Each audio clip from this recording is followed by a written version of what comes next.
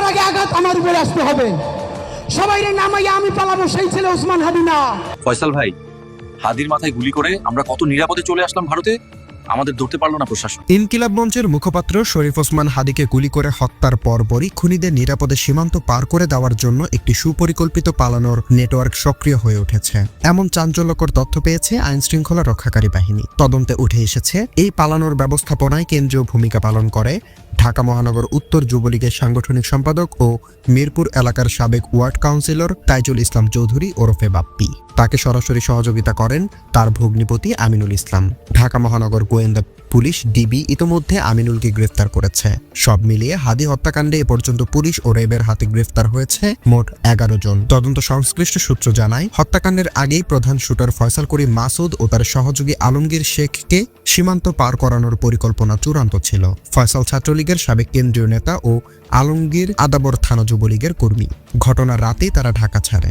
একাধিক যানবাহন পরিবর্তন করে ফয়সাল ও আলমগীর পৌঁছে যায় ময়মনসিংহের হালুয়াঘাট সীমান্তে। সেখান থেকে অবৈধভাবে তারা ভারতে পালিয়ে যায়। পুরো সীমান্ত পারাপারের সমন্বয় করেন তাইজুল ইসলাম, যিনি তখন নিজেই ভারতে অবস্থান করছিলেন এবং দূর থেকে নির্দেশনা দিচ্ছিলেন। হালুয়াঘাট সীমান্ত এলাকায় টাকার বিনিময়ে অবৈধ পারাপারের সঙ্গে জড়িত একাধিক দালাল সক্রিয় রয়েছে। তাদের মধ্যে অন্যতম ফিলিপ স্নাল, যার বাড়ি সীমান্ত সংলগ্ন ভুটিয়াপাড়া গ্রামে। তদন্তে জানা গেছে, শহীদ হাদিকে গুলি করার পর তাইজুল ভারত থেকে ভগ্নিপতি আমিনুলকে ফোন করে জানান তিনি ফিলিপের সঙ্গে সরাসরি যোগাযোগ করতে পারছেন না। তখন আমিনুলকে নির্দেশ দেওয়া হয়, যে করেই হোক ওই রাতে দুই ব্যক্তিকে সীমান্ত পার করাতে হবে। আমিনুল দ্রুত ফিলিপের সঙ্গে যোগাযোগ করে বার্তাটি পৌঁছে দেন এবং পরে বিষয়টি তাইজুলকে নিশ্চিত করেন। এরপর তাইজুলের নির্দেশে আমিনুল তাৎক্ষণিকভাবে ফিলিপকে 5,000 টাকা পাঠান।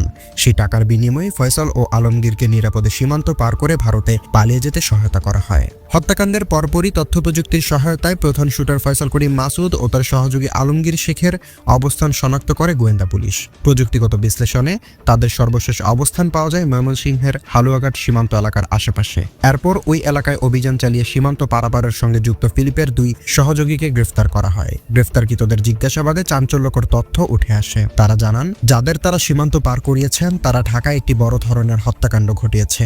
এই বিষয়টি তারা পরে টেলিভিশনের সংবাদে দেখতে পান। বিষয়টি বুঝতে পারার পরপরই মূল হোতা ফিলিপ স্নাল আত্মগোপনে চলে যায়। গোয়েন্দা পুলিশ সূত্র জানায়, ঘটনার দিন ফিলিপের সঙ্গে কারা যোগাযোগ করেছিলেন তা শনাক্ত করতে গিয়ে ঢাকার মিরপুর এলাকার বাসিন্দা আমিনুল ইসলামের সংশ্লিষ্টতার প্রমাণ পাওয়া যায়। এরপরই তাকে আটক করা হয়। ডিএমপি অতিরিক্ত কমিশনার ডিবি মোহাম্মদ শফিকুল ইসলাম জানান, ফয়সাল ও আলমগীরকে পালাতে সহায়তার অভিযোগে আমিনুল ইসলামকে মিরপুর এলাকা থেকে গ্রেফতার করা হয়। তিনি আরও বলেন, এই ঘটনার সঙ্গে জড়িত অন্যদের শনাক্ত ও গ্রেফতারের অভিযান অব্যাহত রয়েছে। আদালত সংশ্লিষ্ট সূত্রে জানা গেছে, আমিনুলকে জিজ্ঞাসাবাদের জন্য আদালত 5 দিনের রিমান্ড মঞ্জুর করেছে। তদন্তে আরও উঠে এসেছে, প্রাথমিক জিজ্ঞাসাবাদ ও তথ্য প্রযুক্তিগত বিশ্লেষণে ঘটনার দিন আমিনুলের সঙ্গে ফিলিপ ও যুবলীগ নেতা তাইজুল ইসলামের একাধিক ফোন আলাপের তথ্য পাওয়া গেছে। পুলিশ জানিয়েছে, আমিনুল চোরাই মুঠোফোন কেনাবেচার সঙ্গেও জড়িত। এদিকে আমিনুল ইসলামের স্ত্রী নাজমা দাবি করেন, তার স্বামী আগে একটি বেসরকারি প্রতিষ্ঠানে চাকরি করতেন। চাকরি ছেড়ে গত 6 মাস ধরে তিনি মোবাইলের ব্যবসা করছেন। কেন তাকে গ্রেফতার করা হয়েছে সে বিষয়ে তিনি কিছুই জানেন না বলে দাবি করেন। অন্যদিকে হাদিকে গুলি করে হত্যা মামলার প্রধান আসামি ফয়সাল করিম মাসুদের স্ত্রী সাহেদা পারভিন, শ্যালক ওয়াহেদ আহমেদ ও বান্ধবী মারিয়া আক্তার আদালতে স্বীকারোক্তিমূলক জবানবন্দি দিয়েছেন। বুধবার ঢাকার চিফ মেট্রোপলিটন ম্যাজিস্ট্রেট আদালতে তারা স্বেচ্ছায় এসব জবানবন্দি দেন। আদালত সূত্রে জানা গেছে, দ্বিতীয় দফা জিজ্ঞাসাবাদ শেষে গোয়েন্দা পুলিশের মতিঝিল জোনাল টিমের পরিদর্শক ফয়সাল আহমেদ এই 3 জনের স্বীকারোক্তিমূলক জবানবন্দি রেকর্ডের আবেদন করেন। আবেদনে উল্লেখ করা হয়, জিজ্ঞাসাবাদে তারা মামলার ঘটনার সঙ্গে প্রত্যক্ষ সম্পৃক্ততার কথা স্বীকার করেছেন এবং স্বতঃস্ফূর্তভাবে বিজ্ঞ আদালতে তাদের বক্তব্য প্রদান করতে আগ্রহ প্রকাশ করেছেন। এরপর ঢাকার মেট্রোপলিটন ম্যাজিস্ট্রেট আমিনুল ইসলাম ফয়সালের স্ত্রী সাহেদা পারভিন ও শ্যালক ওয়াহিদ আহমেদের জবানবন্দি ফৌজদারি কার্যবিধি 164 ধারা অনুযায়ী লিপিবদ্ধ করেন। অপরদিকে মারিয়া আক্তারের জবানবন্দি রেকর্ড করেন ঢাকার মেট্রোপলিটন ম্যাজিস্ট্রেট কামাল উদ্দিন।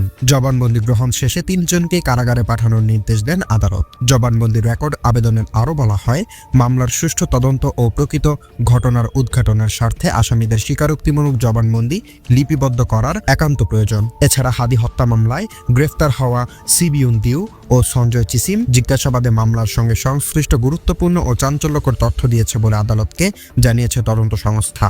তবে তদন্তের স্বার্থে এসব তথ্যের বিস্তারিত এখনও প্রকাশ করা হয়নি। শুক্রবার ২৬শে ডিসেম্বর ২ দফায় মোট ৮ দিনের রিমান্ড শেষে তাদের ঢাকার মেট্রোপলিটন ম্যাজিস্ট্রেট আদালতে হাজির করা হয়। এ সময় মামলার তদন্ত কর্মকর্তা ডিবি পুলিশের মতিঝিল অঞ্চলের পরিদর্শক ফয়সাল আহমেদ রিমান্ড শেষে আসামিদের কারাগারে পাঠানোর আবেদন করেন। শুনানি শেষে ম্যাজিস্ট্রেট রিপন হোসেন আবেদন মঞ্জুর করে সিবিয়ন দিউ ও সঞ্জয় চিসিমকে কারাগারে পাঠানোর নির্দেশ দেন। প্রসিকিউশনের পক্ষে আদালতের উপস্থিত পুলিশ কর্মকর্তা এসআই রুকনুজ্জামান জানান, রিমান্ড শেষে দাখিল করা প্রতিবেদনে উল্লেখ করা হয়েছে এই দুই আসামি হত্যাকাণ্ডের পেছনে ঘটনা প্রবাহ সম্পর্কে গুরুত্বপূর্ণ ও চাঞ্চল্যকর তথ্য দিয়েছেন। তবে মামলার তদন্ত চলমান থাকায় এসব তথ্য প্রকাশ করলে তদন্ত বাধাগ্রস্ত হতে পারে বলে প্রতিবেদনে উল্লেখ করা হয়েছে। আদালতে দেওয়ার আবেদনে তদন্ত কর্মকর্তা আরও বলেন, গ্রেফতার হওয়া সিবিয়ন দিউ ও সঞ্জয় চিসিম ময়মনসিংহের হালুয়াঘাট সীমান্ত এলাকায় সক্রিয় মানব পাচার ও অবৈধ পণ্য চোরাচালান চক্রের সদস্য ফিলিপের সহযোগী। তারা পরস্পর চাচাতো ভাই ও সীমান্ত পথ ব্যবহার করে অপরাধীদের ভারতে পালাতে সহায়তা করে বলে সন্দেহ করা হচ্ছে। আবেদনে আরও উল্লেখ করা হয়, মামলার প্রধান পলাতক আসামি ফয়সাল করিম মাসুদ ও তার সহযোগীরা যদি ভারতে পালিয়ে গিয়ে থাকে, তবে সেই পলায়নের পুরো প্রক্রিয়ায় এই দুই আসামির সম্পৃক্ততা থাকার প্রবল সম্ভাবনা রয়েছে। যদিও জিজ্ঞাসাবাদে তারা কৌশলে নিজেদের সংশ্লিষ্টতা অস্বীকার করার চেষ্টা করেছেন বলে দাবি তদন্ত কর্মকর্তার।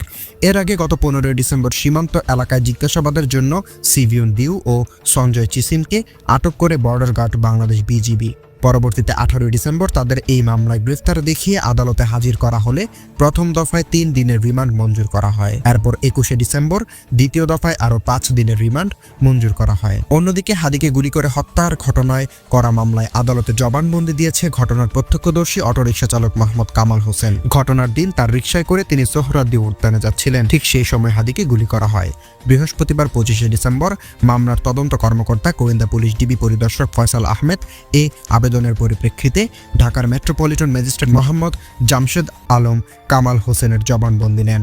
ফৌজদারি কার্যবিধি 164 ধারায় লিপিবদ্ধ করা জবানবন্দিতে কামাল হোসেন ঘটনার বিস্তারিত বর্ণনা দিয়েছেন। তিনি জানান, ঘটনার দিন 2 জন যাত্রী নিয়ে আমি মতিঝিলে খলিল হোটেল থেকে সোহরাওয়ার্দী উদ্যানের দিকে যাচ্ছিলাম। পল্টনের বক্স কালভার্ট রোডে পৌঁছালে একটি মোটরসাইকেল আমাদের রিকশার পাশ দিয়ে যায়। মোটরসাইকেলে ছিল 2 জন এবং এক যাত্রীকে একবারে কাছ থেকে গুলি করা হয়। সঙ্গে সঙ্গে সে লুটিয়ে পড়ে। আশেপাশের লোকজন তাকে দ্রুত ঢাকা মেডিকেল কলেজ হাসপাতালে নিয়ে যায়। পরে আমি জানতে পারি গুলি লাগা ওই যাত্রী ছিলেন ওসমান হাদি। উল্লেখ্য, গত 12 ডিসেম্বর রাজধানীর বিজয়নগরে নির্বাচনী প্রচারণার সময় ইনকিলাব মঞ্চের আহ্বায়ক শরীফ ওসমান বিন হাদিকে গুলি করে দুর্বৃত্তরা। গুরুতর আহত অবস্থায় উন্নত চিকিৎসার জন্য তাকে সিঙ্গাপুরে নেওয়া হলে চিকিৎসাধীন অবস্থায় গত শুক্রবার তিনি মৃত্যুবরণ করেন। এর আগে ওসমান হাদিকে হত্যা চেষ্টার অভিযোগে গত 14 ডিসেম্বর রাতে ইনকিলাব মঞ্চের সদস্য সচিব আব্দুল্লাহ আল জাবের মামলাটি দায়ের করেন। মামলার এজাহারে নিষিদ্ধ ছাত্রলীগের নেতা ফয়সাল করিম মাসুদ ওরফে দাউদ খান সহ অজ্ঞাতনামা আরো কয়েকজনকে আসামি করা হয়। এজাহারে হত্যাচেষ্টা পরিকল্পনাকারী, অর্থের যোগানদাতা এবং পৃষ্ঠপোষকদের বিরুদ্ধে অভিযোগ আনা হয়। হাদির মৃত্যুর পর মামলাটিতে হত্যা সংক্রান্ত ধারাও যুক্ত করা হয়েছে। আমি ছিলাম তোমাদেরই মাঝে এসেছিলাম। প্রিয় দর্শক, আপনার কি মনে হয় ওসমান হাদি হত্যাকাণ্ডের সাথে জড়িতদের আসলেই কি এই বাংলার মাটিতে বিচার হবে, নাকি সেটি ধীরে ধীরে নতুন ট্রেন্ডের আড়ালে হারিয়ে যাবে? আপনার মতামত কমেন্ট বক্সে জানাতে ভুলবেন না এবং জাস্টিস ফর হাদি লিখে নিজ নিজ জায়গা থেকে আওয়াজ তুলুন আর ভিডিওটি শেয়ার করে সকলের মাঝে ছড়িয়ে দিন এবং এমন গা শিউরে ওঠা ইনভেস্টিগেটিভ ক্রাইম স্টোরি পেতে আমাদের চ্যানেলের সঙ্গেই থাকুন। আল্লাহ হাফেজ।